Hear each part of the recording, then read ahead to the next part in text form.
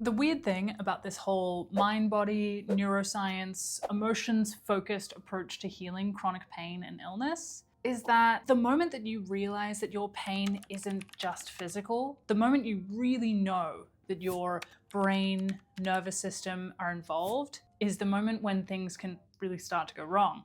At first you're like, oh my God, I figured it out. I know what to do.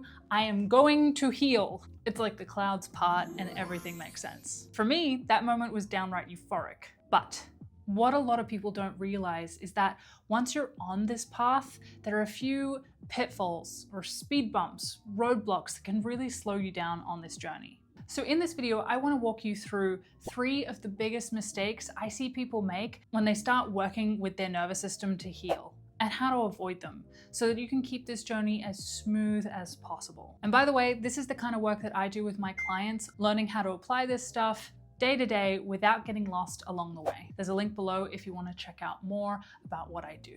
So let's start with pitfall number 1 that I fell into pretty hard. When I first realized that my eczema wasn't just about my skin, that it was tied to my stress and my nervous system, I was over the moon. I have this very vivid memory of walking through a park near my house, smiling like an idiot, thinking, that's it, I've cracked it, I'm finally going to heal.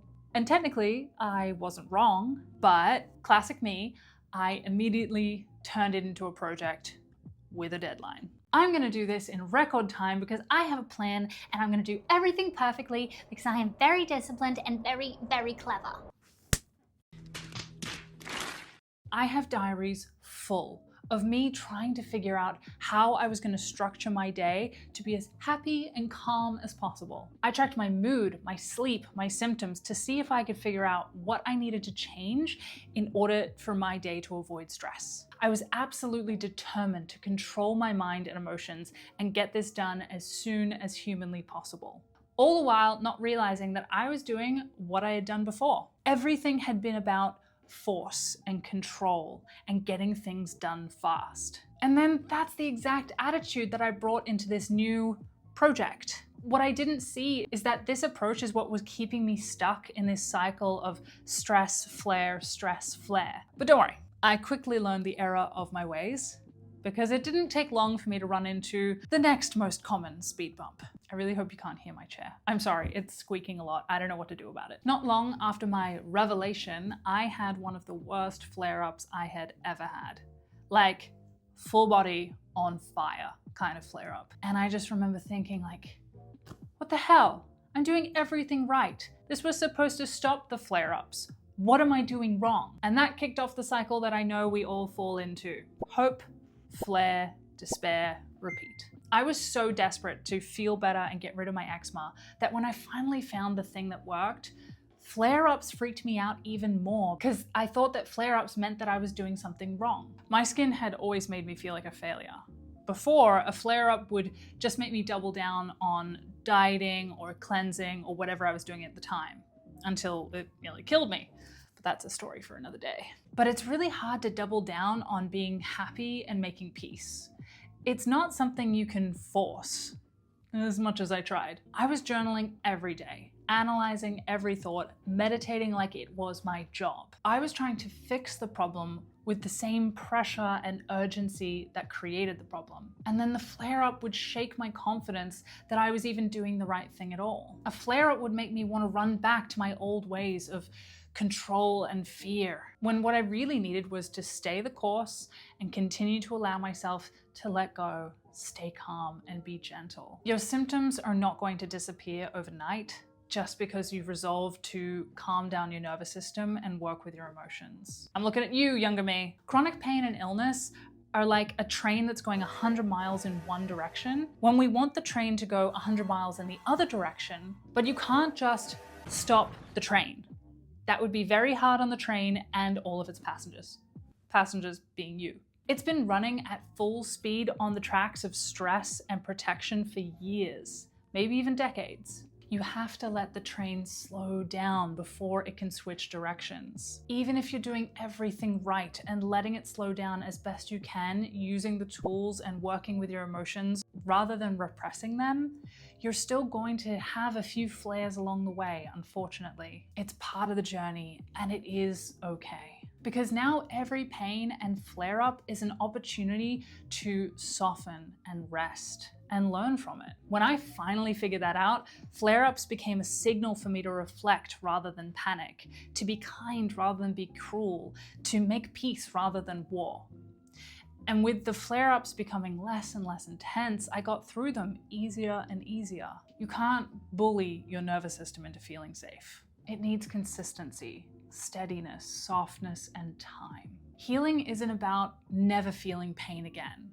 It's about learning to stay steady while the pain comes and goes. So when symptoms flare or shift or come out of nowhere, try to keep your eyes on the horizon and remind yourself, this is just the train slowing down. I'm still on the right track. Alrighty, pitfall number 3, getting stuck in your head and avoiding your feelings. This can show up in 2 ways. First, using theory to avoid feeling. You've read all the books, you've listened to Dr. Shubina and Dr. Sano, you've read the research, but you know what you haven't done? Actually let yourself feel your feelings. This was me.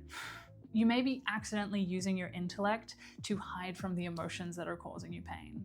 This one hits home for a lot of people, especially ones who love learning. You would rather figure out your emotions rather than feel them. You're using intellect to avoid the yucky feelings. And over-intellectualization can actually get in the way of taking action. You may understand why a certain situation causes you stress and adding to your pain, but if you take no steps to change it or leave it, then striving to understand it can actually trap you in inaction. I had a client who had an extremely stressful job. She had no boundaries, no work-life balance, and her stress levels were through the roof. And of course, so was her pain. She understood that this lack of boundaries was a huge contributor to her pain. She knew. She had spent years ignoring the problem. And now she understood how it was affecting her nervous system and triggering a huge amount of pain in her hips and neck. But for all the time that she spent understanding the situation, she hadn't actually changed anything. And she was left wondering, why don't I feel any better? The gap between knowing and doing is where a lot of our problems live. Now, this can lead to its own pitfall, being too protective of your peace. A lot of people, once they start doing this work, go all in on being calm. They meditate, they breathe, they talk softly to themselves. They're avoiding any kind of stress. But really, again, they're just trying not to feel the yucky feelings. They mistake regulated for numb. They tell themselves, I'm staying calm, when actually they're just repressing emotions. And the body can tell the difference. It knows when you're performing calm instead of actually feeling calm. So if you notice yourself becoming very zen in moments that are actually very stressful, or skipping over anger or grief because it doesn't fit your new peaceful identity, that's not really healing. That's just avoidance in a very chill disguise. True regulation doesn't mean no emotion. It means being able to feel your emotions without getting stuck or swallowed by them. So instead of asking, how can I make this emotion go away? Try asking, what is this emotion trying to tell me? So these are the 3 big ones: pressure, panic, and avoidance. They're not failures. They're just part of the process of learning a new way to relate to your body. But you don't have to figure it out all alone. If you want some personalized support, someone to help you navigate these patterns and help you stay steady while you're healing, you can book a one-on-one counseling session with me, link below. This is the kind of guidance that I really wish I had had when I was in the thick of it. It would have saved me a lot of time and a lot of frustration and a lot of grief. And if you're not ready for that, that's totally okay. I have some free resources that you can download if you want to get stuck into this work by yourself. So what could be the habits that are keeping you stuck in pain? Find out 10 common habits that keep you stuck in chronic pain and illness. I am guilty of at least 7, probably more. Thanks so much for being here, and I'll see you in the next one. Bye.